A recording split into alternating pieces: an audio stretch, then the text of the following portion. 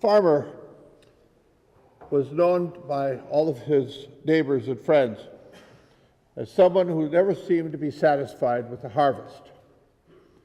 When asked about the harvest, he'd complain that it was too wet, too dry, too hot, too cold, too windy, the prices are too low.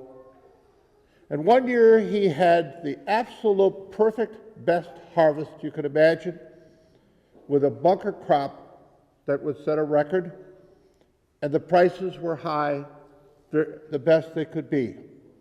So someone asked him, well, what did you think of the harvest? And he said, it was too hard on the machinery.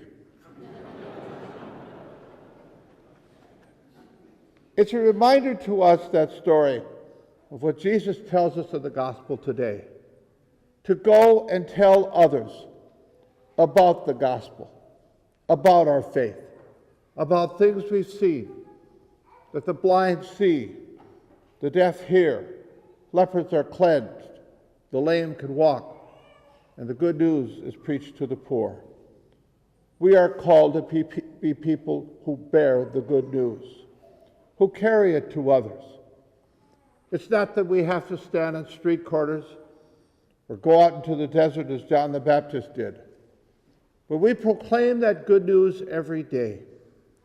When we compliment a child, when we go visit someone who is a shut-in, not able to get out and go around, when we help people who seem to be down and depressed by picking up their spirits, when we go forth and proclaim the gospel love to all peoples. And even children can do this when they are in their homes and when they are at school. They can reach out across the playground for a child who has no friends or is neglected.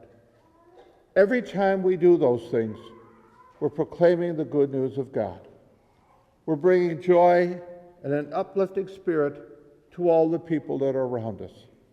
And by doing so, we become the vehicles of good news. So during this Advent season, we should reflect, are we people of the good news or people of bad news? People who look to spread good things of others or that of evil, gossip, slander, lies, etc.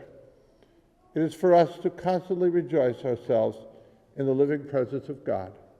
And once we do that, we become the disciples of Jesus, bringing out his love and his mercy to all peoples, sharing with him the good news, so that all peoples will come to the kingdom of God and find in that way the special presence of Jesus.